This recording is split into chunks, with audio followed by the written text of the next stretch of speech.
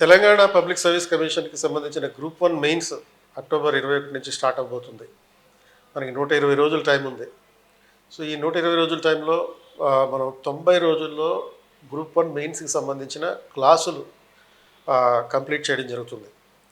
ప్రతి సెక్షన్కి ఒక 30 సెషన్స్ ఏర్పాటు చేస్తున్నాం. ఒక్కొక్క సెషన్లోనూ 90 మినిట్స్ క్లాస్ ఉంటుంది. ఈ 90 మినిట్స్ క్లాసులో మన ఎక్స్పర్ట్స్ 3 ప్రశ్నలకి ఆన్సర్లు చెప్తారు. అట్లా మొత్తం 30 సెషన్స్లో కనీసం 90 నుంచి 100 క్వశ్చన్స్కి ఆన్సర్స్ మీతో డిస్కస్ చేయడం, దాంతోపాటు రాయించడం జరుగుతుంది. ఇలా మొత్తం మీద సుమారుగా 1200 ప్రశ్నలకి అన్ని సబ్జెక్టులకి కలిపి సుమారుగా కనీసం తక్కువ 1200 ప్రశ్నలు మీతో రాయించి ఆన్సర్స్ రాయిస్తారు. సో ఈ నేపథ్యంలో మనతో ఎక్స్పర్ట్ ఫ్యాకల్టీ ఉన్నారు. జనరల్ సైన్స్ అండ్ టెక్నాలజీకి సంబంధించి రామయ్య గారు ఉన్నారు. అలాగే ఇండియన్ హిస్టరీకి సంబంధించి డాక్టర్ శ్రీధర్ సార్ ఉన్నారు. సో వీళ్ళు 20 ఇయర్స్ ఎక్స్పీరియన్స్ తోటి తమకున్నటువంటి అనుభవాన్ని అంతటిని రంగరించి ఎలాంటి క్వశ్చన్స్ వస్తాయో ముందే ప్రెడిక్ట్ చేసి ఆ ప్రెడిక్షన్ ఆధారంగా ఆన్సర్ స్ట్రక్చర్ ఏ విధంగా ఉండాలి ఇటువంటి అన్ని మీతో చెప్పడం జరుగుతుంది. సో ఇవి అంటే in addition to the test series, this is the class room coaching. Class రూమ్లో మీకు ప్రతిరోజు మార్నింగ్ 8 నుంచి ఈ కనీసం 6 రకాల సబ్జెక్టులతోటి డిస్కషన్స్ ఉంటాయి. అండ్ డిస్కషన్స్తో పాటు ఆన్సర్ రైటింగ్ ప్రాక్టీస్ కూడా చేయిస్తాం. సో ముందుగా జనరల్ సైన్స్ అండ్ టెక్నాలజీకి సంబంధించినటువంటి ఎక్స్పర్ట్ డాక్టర్ రామయ్య గారు ఉన్నారు. ఆయన అడిగి ఏ విధంగా సైన్స్ అండ్ టెక్నాలజీని ప్రిపేర్ కావాలి, అదేవిధంగా ఈ సైన్స్ అండ్ టెక్నాలజీలో ఎలాంటి క్వశ్చన్లు వస్తాయో చూసుకుందాం. Sir Sridhar sir, Ramaiah sir. Good morning for everybody. ముందుగా గ్రూప్ 1 మెయిన్స్ కోసం ప్రిపేర్ అయ్యేటువంటి అభ్యర్థులందరికీ Krishna Pradeep sir 21st century organization తరఫున శుభాభినందనలు. నేను Ramaiah, senior lecturer in biotechnology. ఈ రోజు నుండి ఈ ఆర్గనైజేషన్లో మనకు బయోటెక్నాలజీ అంటే స్పేస్ టెక్నాలజీ అనేటువంటి దాన్ని, అంటే సైన్స్ అండ్ టెక్నాలజీ అనేటువంటి అంశాన్ని ప్రారంభించినాం. దీంట్లో బయోటెక్నాలజీ అనేటువంటి భాగంలో 5 యూనిట్లు ఉన్నాయి. దీన్ని ఒక 30 క్లాస్ రూమ్ సెషన్స్లో ప్రతిరోజు 3 లాంగ్ క్వశ్చన్స్కు ఆన్సర్స్తో పాటు ప్రాక్టీస్ చేసేటువంటి విధంగా దీన్ని ఒక 30 సెషన్స్లో పూర్తి సిలబస్ను కంప్లీట్ చేసేటువంటి ప్రోగ్రామ్ సార్ ఇచ్చినారు. దాన్ని మేము ఈ రోజు నుండి ప్రారంభిస్తున్నాం. అభ్యర్థులందరూ ఈ అవకాశాన్ని వినియోగించుకొని సక్సెస్ రేట్ను పెంచుకోవటానికి ప్రయత్నం చేస్తారని మనవి చేసుకుంటారు అని మనవి. ఇప్పుడు అలాగే నాన్ ఆర్ట్స్ బ్యాక్గ్రౌండ్ ఉన్నటువంటి వాళ్ళకి ఏ విధంగా ఇది అంటే సార్, ఇది బయోటెక్నాలజీ అనేటువంటిది ఇది మనకు ప్యూర్ సైన్స్ కాదు, అప్లైడ్ సైన్స్. కాబట్టి ఈ భాగం అనేటువంటిది సైన్సు, మ్యాథమెటిక్స్, సోషల్ అందరికీ కూడా కామన్ ఎనిమీ లాగా దీన్ని పరిగణించవచ్చు. రెండవది, ఉన్నటువంటి ఈ 6 పేపర్లలో కూడా ఎక్కువ మార్కులు పొందడానికి వీలున్నటువంటి పేపర్గా దీన్ని గుర్తించాము. కాబట్టి దీంట్లో మనకు ప్రతి యూనిట్ నుండి ఒక 3 బలమైనటువంటి క్వశ్చన్స్ని తీసుకొని దానికి కావాల్సినటువంటి సమాచారాన్ని కనీసం ఆర్ట్స్ కానీ, సోషల్ కానీ, మ్యాథమెటిక్స్ కానీ ఎవరికైనా సరళమైనటువంటి ఒక వెకాబులరీ పదకోశాన్ని అందిస్తూ దాన్ని 11 నిమిషాల్లో పర్ఫెక్ట్గా ఆన్సర్ రాసే విధంగా తయారు చేసేటువంటి ప్రోగ్రామ్ని ప్రారంభిస్తాం. ఈ సైన్స్ అండ్ టెక్నాలజీ విభాగాన్ని తీసుకున్నప్పుడు దీంట్లో 3 ఉన్నాయి. ఒకటి space technology, biotechnology and environmental science అని. ఇంతకుముందు ఉన్నటువంటి క్వశ్చన్ పేపర్లో ఈ 3rd పార్ట్ ఉండేది ఎకాలజీ అని. దాన్ని తీసుకెళ్ళి ఇప్పుడు సస్టైనబుల్ డెవలప్మెంట్ అని ఎకానమీలో చేర్చినాడు. అలాగే ఇప్పుడు పేపర్ 1 జనరల్ ఎస్సేని తీసుకున్నప్పుడు ఈ సైన్స్ అండ్ టెక్నాలజీలో ఉండేటువంటి పార్ట్ బి, పార్ట్ ఏని కలిపితే ఆ జనరల్ ఎస్సేలో 3వ క్వశ్చన్ కూడా పర్ఫెక్ట్గా అభ్యర్థి రాసుకునేటువంటి వీలుంది. కాబట్టి భారతదేశంలో వ్యవసాయక, ఔషధ, ఆహార, ఇంధన రంగములలో జీవ సాంకేతిక శాస్త్రం యొక్క ప్రాముఖ్యతను గురించి రాయండి అని జనరల్ ఎస్సేలో అడిగేటువంటి అవకాశం ఉంది. అంటే 3rd ఎస్సే అనేటువంటిది ఖచ్చితంగా స్పేస్ టెక్నాలజీ, బయోటెక్నాలజీని దాటిపోయేటువంటి అవకాశం లేదు. కాబట్టి మనకు వ్యవసాయ రంగంలో ఈ బయోటెక్నాలజీ యొక్క పాత్ర, ఇంధన రంగంలో బయోటెక్నాలజీ యొక్క పాత్ర, జీవ ఇంధనాలు కానీ, బయో పెస్టిసైడ్స్ కానీ, బయో ఫర్టిలైజర్స్ కానీ ఇవన్నిటిని కూడా మనం పార్ట్ బిలో నేర్చుకుంటాం. కాబట్టి వీటన్నిటిని క్రోడీకరించుకుంటే ఒక జనరల్ ఎస్సే అవుతుంది. దీన్ని మనం జనరల్ ఎస్సేలో 3rd క్వశ్చన్కు బ్రహ్మాండమైనటువంటి ఆన్సర్ని తయారు చేసుకునేటువంటి అవకాశం చిక్కుతుంది. కాబట్టి ఇది జయాపజయాలకు మధ్య వారధిలాగా ఈ బయోటెక్నాలజీ, ఈ స్పేస్ టెక్నాలజీ చదువుకుంటే అభ్యర్థి సక్సెస్ రేట్ను పెంచుకునేటువంటి అవకాశం ఉంటుంది. దీనికి క్లాస్ రూమ్లో ఒక మంచి టీచర్ యొక్క లెక్చర్ని, దాంతోపాటు ఒక 2-3 మంచి రెఫరల్ టెక్స్ట్ బుక్స్ని తీసుకొని తనకు తానుగా ఒక ఎస్సేని తయారు చేసుకుంటే మంచి మార్కులు పొందేటువంటి అవకాశం ఉంది. ఈ వేదికను, ఈ Krishna Pradeep sir 21st century వేదికను గ్రూప్ 1 అభ్యర్థులు అందరూ వినియోగించుకుని వారి సక్సెస్ రేట్ని పెంచుకోవడం కోసం క్లాస్ రూమ్లో మా సపోర్ట్ను తీసుకుంటారు అని ఆశిస్తున్నాం. All the best for all respective candidates. Thank you. So ఇప్పుడు మనకి మొత్తం గ్రూప్ 1లో కీలకమైనటువంటిది మరొక విభాగం హిస్టరీ భాగం. సో ఇండియన్ హిస్టరీకి సంబంధించి డాక్టర్ శ్రీధర్ గారు మీకు అందులో కాంపొనెంట్స్ ఏంటి, అది అందులో క్వశ్చన్స్ ఎలా ఉంటాయి, ఏ విధంగా మీకు తర్ఫీదు ఇవ్వడం జరుగుతుంది చెప్తారు. థ్యాంక్ యూ ప్రదీప్ గారు. So good morning one and all. Indian హిస్టరీలో మీకు ఆల్రెడీ తెలిసినట్టుగా 50 మార్క్స్ ఉన్నాయి, 5 యూనిట్స్. ఇండియన్ హిస్టరీ చాలా ఇంపార్టెంట్ అన్ని సెగ్మెంట్లని, ఎందుకంటే జనరల్లీ మనం ప్రీవియస్ గ్రూప్ 1 పేపర్స్ మిగతా టాప్ ఎగ్జామ్స్ చూస్తే ఇప్పుడు 10 మార్కుల క్వశ్చన్ ఉందనుకోండి, most of the people will end up getting around 3-4 like that. మన టార్గెట్ ఏంటంటే ఇక్కడ కనీసం 7 నుంచి 8 మార్కులు ఎలా సంపాదించాలి అంటే మొత్తం పేపర్లో చూస్తే 105 నుంచి 120 మార్క్స్ ఆల్ పేపర్స్ చూసినా అందులో 50 మార్క్స్ ఇండియన్ హిస్టరీ కాబట్టి 7 to 8 మార్కులు ఎలా సంపాదించాలి అనే లక్ష్యంతో మనం ప్రణాళిక వేసుకోవాలి. సో బేసికల్లీ 5 యూనిట్లో ఏన్షియంట్, మిడివల్, మోడర్న్లో కాస్త ఎక్కువ సిలబస్ ఉంది. ఏన్షియంట్ ఒక సెషను, మిడివల్ ఒక సెషను, మిగతా మోడర్న్. సో కాబట్టి వీటిలో ద సింపుల్ టెక్నిక్ ఏం చేయాలంటే మనం ట్యాగ్ వర్డ్స్ తీసుకుని సిలబస్లో ఉన్నవి అందులో n number of possible questions, అంటే ఇప్పుడు హరప్పా ఉందనుకోండి ఫర్ ఎగ్జాంపుల్, హరప్పాలో 7-8 క్వశ్చన్స్ వచ్చే అవకాశం ఉంది. Decline, origin and decline theories, పుట్టుగా క్షీణ సిద్ధాంతాలు రావచ్చు, ఉమ్మడి లక్షణాలు రావచ్చు, సమాజం ఆర్థిక వ్యవస్థ రావచ్చు, మత విశ్వాసాలు రావచ్చు, ఆర్ట్ అండ్ ఆర్కిటెక్చర్ రావచ్చు, అదేవిధంగా క్షీణత రావచ్చు, వారసత్వం రావచ్చు. What is the legacy of Harappan civilisation, India's way of life today. ఎలా అడుగుతారంటే హరప్పా నాగరికత భౌతికంగా క్షీణించిన ఈనాటి భారత జీవన విధానంలో ఇంకా సజీవంగా ఉంది, వ్యాఖ్యానించండి అని అడగచ్చు. సో ఇలాగా మనం ప్రతి ట్యాగ్ వర్డ్ సిలబస్లో తీసుకుని n నెంబర్ ఆఫ్ పాసిబిలిటీస్ చూస్తే అంటే మనం ఏంటంటే ఎగ్జామ్కి వెళ్ళాక ఇంక అసలు మనం డిస్కస్ చేసి నోట్స్ రాసుకున్నది, రైటింగ్ ప్రాక్టీస్ చేసిన క్వశ్చన్ తప్ప ఇంకేం కనిపించకూడదు. That is the only way to get the rank in this attempt and it's golden opportunity my dear friends. So ఇలాగా ఒక 90 క్వశ్చన్స్, 80 to 90 క్వశ్చన్స్ వస్తాయి. వాటిలో అన్నీ ఎక్స్ప్లెయిన్ చేసి డిస్కస్ చేసి నోట్స్ ఇవ్వడం జరుగుతుంది. So this is the best way to do it. ప్రతి యూనిట్లో ఎన్ని క్వశ్చన్స్ వస్తాయి వాటిలో మనం డిస్కస్ చేసి ప్రిపేర్ అవ్వాలి. ఇలా చేస్తే అసలు మీకు ర్యాంక్ మిస్ అయ్యే అవకాశమే లేదు.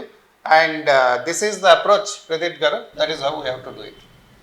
సో మనకి సైన్స్ అండ్ టెక్నాలజీ అలాగే హిస్టరీకి సంబంధించినటువంటి అంశాలు ఏ విధంగా ప్రిపేర్ అవ్వాలి అని మన ఎక్స్పర్ట్స్ చెప్పారు. సో మన క్లాసులు కూడా మొదలైనవి. అభ్యర్థులు వెంటనే ఈ క్లాసెస్ జాయిన్ అయ్యి అంటే రిజల్ట్ వచ్చేదాకా వెయిట్ చేద్దాం అనేటటువంటి పాయింట్ పెట్టుకోకుండా మీకు 70 మినిమం కనుక మార్కులు వస్తే ప్రిలిమ్స్లో మీరు మెయిన్స్ ప్రిపరేషన్ మొదలుపెట్టచ్చు. టీఎస్పిఎస్సి గ్రూప్ 1లో మ్యాక్సిమం మార్క్స్ సాధించడానికి అవకాశం ఉన్నటువంటి పేపర్ అంటే 50కి 50 సాధించగలిగే అవకాశం ఉన్నటువంటి subject data interpretation. So data ఇంటర్ప్రిటేషన్కి సంబంధించిన సబ్జెక్ట్ నిపుణులు శ్రీ శంకర్ రెడ్డి గారు ఇప్పుడు మనతో ఉన్నారు. సో ఆయన మీతో ఈ కాంపోనెంట్ని ఏ విధంగా డీల్ చేయాలి, దీంట్లో ఎలాంటి క్వశ్చన్లు వస్తాయి అనే విషయాలు చెప్తారు. Hi dear students, welcome to 21st Century IAS Academy. My name is Shankar Reddy. నేను 2008 నుంచి గ్రూప్ 1 మెయిన్స్కి సంబంధించిన data interpretation and problem solving deal చేస్తూ వస్తున్నాను. సో గత 4 years నుంచి సార్తో అసోసియేట్ అయ్యి ఇక్కడ చెప్తూ ఉన్నాము. 2008 నుంచి ఇప్పటి వరకు కూడా జరిగిన ఎగ్జామ్స్లో 2008 to 2012 వరకు 150 మార్క్స్ మనకు ఫుల్ లెంత్ పేపర్ ఉండేది. సో అందరూ భయపడుతూ ఉన్న సందర్భంలో few of my students in first recruitment only 2008లో out of 150 few of my students near about 5 students 146 marks తెచ్చుకోవడం జరిగింది 150కి. దాంతో ఎక్స్పెక్ట్ చేయని స్టూడెంట్స్ కూడా ఆర్డీఓలు, డిఎస్పీలు అవ్వడం జరిగింది. అక్కడి నుంచి మొదలై ప్రస్థానం 2013 వరకు జరిగింది. తర్వాత మనకు సిలబస్లో కొన్ని మార్కుల వలన ఈ data interpretation and problem solving 50 మార్కులకు కుదించడం, అది కూడా ప్యాటర్న్ మనకి 2 మార్క్స్ వేలో మనకి ఇవ్వడం జరిగింది. ఇప్పుడు కూడా 50కి 50 మార్కులు తెచ్చుకోవడం అనేది చాలా ఈజీ. అది చెప్పే ఫ్యాకల్టీ మీద డిపెండ్ అయి ఉంటుంది. సో మనం ఇంత అనుభవంతోటి మీ ముందుకు వస్తున్నాం కాబట్టి టార్గెట్ 50 మార్క్స్. క్వశ్చన్ ఒక్క మార్క్ కూడా తగ్గే అవకాశం లేకుండా 50కి 50 టార్గెట్ లక్ష్యంతో మీ ముందుకు రావడం జరుగుతుంది. కాబట్టి మీరు దాన్ని సద్వినియోగపరుచుకున్నట్లయితే, ఎందుకు దాదాపు 25 ఇయర్స్ నుంచి ఫీల్డ్లో ఉన్నాం కాబట్టి, సో వే ఆఫ్ అప్రోచ్ ఎలా, కాన్సెప్ట్స్ బేస్డ్ మనం ఎలా వెళ్ళగలిగితే మనం ఈజీగా స్కోర్ చేయగలము అనే విధానంలో మీ ముందుకు రావడం జరుగుతుంది. కాబట్టి మనకు 30 క్వశ్చన్స్ ఇస్తాడు. You have to answer what ఈ 25 questions. So each question carries 2 marks, 50 marks. మనకిన్న సిలబస్ పరిధిని పరిగణలోనికి తీసుకున్నట్లయితే 50కి 50 మార్కులు తెచ్చుకోవడము అనేది సాధ్యమేం కాదు, చాలా ఈజీ కూడా. అది నా స్టూడెంట్స్కి మాత్రమే సాధ్యమని నేను చెప్పగలను. అది నా మీద నాకున్న ధైర్యంతో, నమ్మకంతో. ఇక మనకు సిలబస్ విషయంలో చూస్తే మొత్తం 5 యూనిట్స్ ఉన్నాయి సెక్షన్ 3లో. First 2 sections purely depends on వాటి డేటా ఇంటర్ప్రిటేషన్. అంటే ఇక్కడ కంక్లూడింగ్ ద డేటా అంటే ఇక్కడ మనకు ఇచ్చిన బొమ్మల రూపంలో ఇవ్వబడిన దత్తాంశములకు ఈ సగటులు, శాతము, నిష్పత్తులను ఉపయోగించి సరైన నిర్ణయాలు రాబట్టడము అనేది. మరి drawing conclusions from the suitable figures by using ratios, percentage and వాటి యావరేజ్. దీస్ ఆర్ ది వాటి పారామీటర్స్. వీటి మీద బేసిక్ కాన్సెప్ట్స్ కనుక మనకు పూర్తిగా అవగాహన ఉంటే ఇక్కడ నుంచి వచ్చే 10 నుంచి 15 మార్కులు మనం ఈజీగా ఆన్సర్ చేయడానికి అవకాశం ఉంటుంది. ఇక్కడ ఆ విధమైన ప్రాక్టీస్ అనేది ఉంటుంది. బేసిక్స్తో పాటు మీకు మెటీరియల్ అందిస్తూ మీ చేత ప్రాక్టీస్ చేయించడం అనేది జరుగుతుంది. టార్గెట్ అనేది 50 మార్క్స్ కాబట్టి ఆ ఉద్దేశంతో ఫస్ట్ బేసిక్స్ మీద మీకు అవగాహన పెంచుతూ మనం ముందుకు వెళ్ళడం అనేది జరుగుతుంది. తర్వాత నెక్స్ట్ రెండో పార్ట్ వచ్చేసరికి మనకి రీజనింగ్ పార్ట్ ఉంది. ఈ రీజనింగ్లో కూడా 2 పార్ట్స్గా మనం డివైడ్ చేసుకోవచ్చు ఇచ్చిన సిలబస్ ప్రకారం, logical reasoning and analytical reasoning. So ఈ లాజికల్ అండ్ అనలిటికల్ రీజనింగ్లో కూడా ఇచ్చే ప్రతి క్వశ్చన్ కూడా మనం ఆన్సర్ చేయడానికి, ఎందుకంటే ఫుల్ లెంత్ బేసిక్స్ మీ ముందుకు వస్తాయి కాబట్టి. ఈ నెంబర్ సిస్టమ్ ఉంది, నెంబర్ సిరీస్ ఉంది. ఆ బేసిక్స్ నుంచి అసలు టైప్స్ ఆఫ్ నెంబర్స్ అంటే ఏంటి, నెంబర్ సిస్టమ్ అంటే ఏంటి, వీటన్నిటిని మీ ముందుకు తీసుకొస్తూ ఇచ్చిన ప్రతి క్వశ్చన్ కూడా మనం ఆన్సర్ చేసే విధంగా. ఎందుకు మొన్న జరిగిన ప్రిలిమినరీ పాయింట్ ఆఫ్ వ్యూలో ఇచ్చిన 25 క్వశ్చన్లు కూడా మా స్టూడెంట్స్, ఈ 21st సెంచరీ అయ్యే స్టూడెంట్స్ కూడా ప్రతి క్వశ్చన్ ఆన్సర్ చేయగలిగారు, ప్రతి క్వశ్చన్ ఈజీగా. సో కాబట్టి దీని నుంచి మనం కంగారు పడాల్సిన అవసరం లేదు. మీరు ఫుల్ ఫ్లెడ్జ్డ్గా మమ్మల్ని ఫాలో అయ్యారనుకోండి, డెఫినెట్గా 50కి 50 మార్కులు మనం తెచ్చుకోవడానికి అవకాశం ఉంది. బేసిక్స్ నుంచి హై లెవెల్లోకి వెళ్ళిపోవడం జరుగుతుంది. అదేవిధంగా మనకి రెండో పార్ట్ వచ్చేసరికి అర్థమెటిక్ పార్ట్, మూడో పార్ట్. ఈ అర్థమెటిక్లో వేరియస్ టాపిక్స్ అనేవి, యూనిట్స్ అనేవి మనకు ఉన్నాయి. ఈ యూనిట్స్ అంటే కూడా ఫార్ములా బేస్డ్ కాకుండా కాన్సెప్ట్స్ బేస్డ్ మీ ముందుకు తీసుకురావడం జరుగుతుంది. ఈ ఫార్ములా బేస్డ్ మనం ఫాలో అయినాం అనుకోండి, మర్చిపోవడానికి, ప్రిన్సిపల్స్, సూత్రాలు మర్చిపోవడానికి అవకాశం ఉంటుంది. కాబట్టి కాన్సెప్ట్స్ మీ ముందుకు ఫస్ట్ మీకు బలమైన పునాది వేస్తూ ఏ క్వశ్చన్ ఇచ్చినా కూడా దాన్ని సరైన సమాధానం అంటే ఇన్ టైంలో 2 మార్క్స్కి మనం ఎలా చేయాలి అనే దాని మీద మీకు పూర్తిగా తర్ఫీదు అనేది ఇవ్వడం జరుగుతుంది. ఇక్కడ వేరియస్ టాపిక్స్ ఉన్నాయి. నెంబర్ సిస్టమ్తో పాటు దాంట్లో టైప్స్ ఆఫ్ నెంబర్స్, తర్వాత డివిజిబిలిటీ ప్రిన్సిపల్స్, తర్వాత LCM and SCF, problems and numbers, అదొక యూనిట్గా తీసుకున్నట్లయితే ఈ యూనిట్ మీద కనుక పర్ఫెక్ట్ అవగాహన ఉంటే మనకు 10 మార్కులు స్కోర్ అవుతాయి.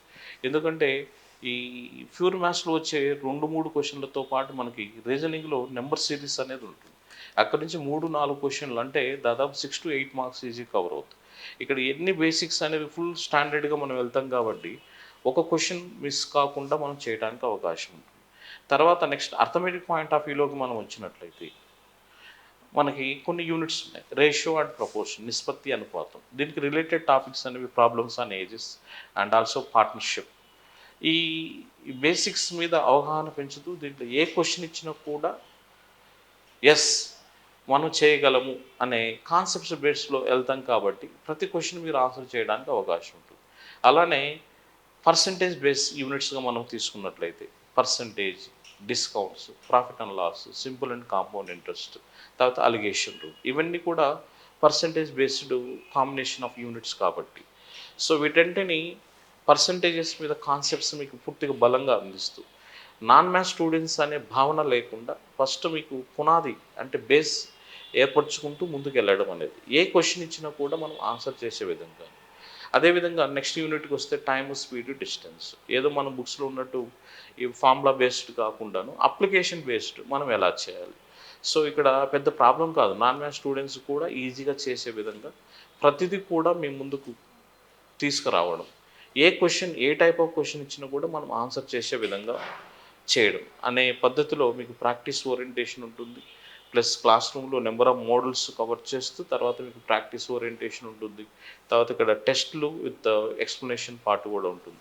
అదేవిధంగా టైమ్ అండ్ వర్క్. అసలు టైమ్ అండ్ వర్క్ అంటే ఏంటి, వాటి మీద రిలేటెడ్ ప్రాబ్లమ్స్ ఎలా ఉంటాయి, వాటి ఈజీ వేలో మనం ఎలా చేయాలి, కాన్సెప్ట్స్ బేస్డ్ మనం ఏ విధంగా చేయాలి. తర్వాత అదేవిధంగా మనం తీసుకున్నట్లయితే next unit profit and loss, అవి ఆల్రెడీ పర్సంటేజ్లో వచ్చేసి. తర్వాత మనకు ప్రాబబిలిటీ అనేది ఒక ఇంపార్టెంట్ యూనిట్. దానికి ముందు మనం పర్ముటేషన్ కాంబినేషన్ మనం చెప్పుకోవాలి. ఇవన్నీ కూడా ఈ నాన్ మ్యాథ్స్ స్టూడెంట్స్ అని ఫీల్ అయ్యే వాళ్ళు 10th క్లాస్ వరకు చదివి ఉంటారు, మర్చిపోయి ఉంటారు. వాళ్ళు కంగారు పడాల్సిన అవసరం లేదు. ఎక్కువగా శంకరెడ్డి సార్ అంటే ఎక్కువ ఫోకస్ చేసి నాన్ మ్యాథ్స్ స్టూడెంట్స్ మీద ఫోకస్ చేస్తూ వాళ్ళని బేస్ లెవెల్ నుంచి హై లెవెల్లోకి తీసుకొస్తూ టార్గెట్ అనేది నా మనసులో ఎప్పుడూ ఉంటుంది 50 మార్కులు అనేది. అది మీకు 50 మార్కులకు 50 తెప్పియడమే బాధ్యతగా ముందుకు వెళ్ళడం అనేది జరుగుతుంది. తర్వాత నెక్స్ట్ లాస్ట్ యూనిట్ మనకు వచ్చేసి ప్యాసేజ్ అనాలిసిస్ ఉంటుంది. ఒకవేళ 1-2 మార్కులు పోతే ఇక్కడ పోతాయి. అవి కూడా ఎందుకు లాస్ అవుతామంటే మనం మన రైటింగ్ అనేది బాగాలేకపోవడం, తద్వారా అవి అర్థం కాకపోవడం వల్ల హాఫ్ మార్క్ 1 మార్క్ పోవడానికి అవకాశం ఉంటుంది. ప్యాసేజ్ అనాలిసిస్ కూడా ఒక ప్యాసేజ్ ఇస్తాడు, ఫాలోడ్ బై 4 or 5 క్వశ్చన్స్ ఉంటాయి. వాటిని ఎలా మనం ఆన్సరింగ్ చేయాలి, ఏ విధంగా చేయాలి అనేది క్లుప్తంగా మీ ముందుకు తీసుకురావడం అనేది జరుగుతుంది. కాబట్టి 50కి 50 మార్కులు టార్గెట్ ఇక్కడ. ఒకవేళ మిస్ అయితే ఇక్కడ హాఫ్ మార్క్ 1 మార్క్ పోయేది మనకు ప్యాసేజ్ అనాలిసిస్లోనే మనం రైటింగ్ అనేది సరిగా అర్థం కాకపోతే పోవడానికి మిస్ అవుతుంది. లేని పక్షంలో ఇక్కడ 21st సెంచరీ నుంచి తర్ఫీదు పొందే ప్రతి స్టూడెంట్ టార్గెట్గా మీరు 50 మార్కులు పెట్టుకోవచ్చు. అది శంకరెడ్డి సార్ హామీ ఇస్తున్నాడు. కాబట్టి మనం ఈ ఉద్దేశంతో ముందుకు వెళ్దాం. మన లక్ష్యం ఏంటి, ఇక్కడ గ్రూప్ 1 ఆఫీసర్ అవ్వడం. నువ్వు ఏమవుతావు అనేది నా పార్ట్ వరకు మీకు తెప్పించడం నేను గ్యారంటీ.